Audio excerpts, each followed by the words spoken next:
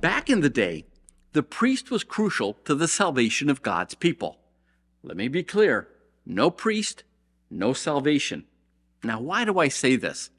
Because once God put into place the sanctuary service, the only way you could obtain forgiveness and the removal of your sin was through the sanctuary.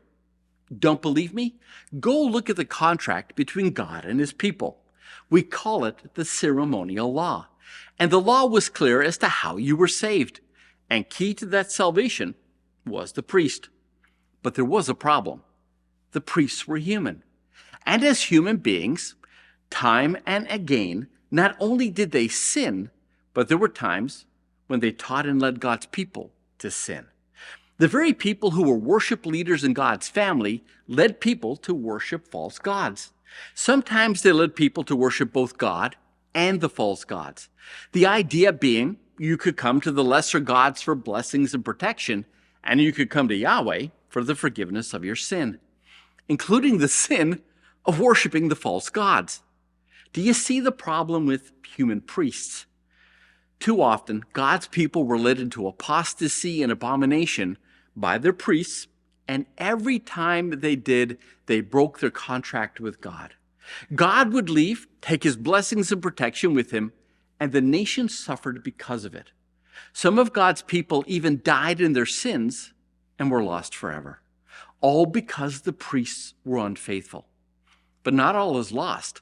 The psalmist saw a new high priest who, unlike any other priest Israel had ever seen, his priesthood didn't come from the failed line of Levi, but rather the order of Melchizedek, a priesthood from the line of kings.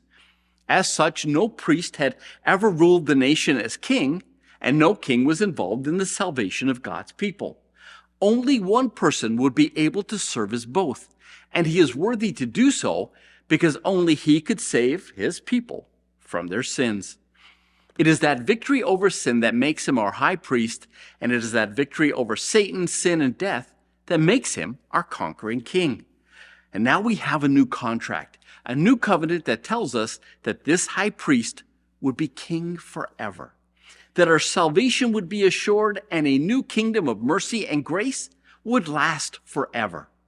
This new priest is Jesus, and he indeed can truly save his people from their sin. And that was our nugget for today. Thanks for stopping by. I'll see you tomorrow.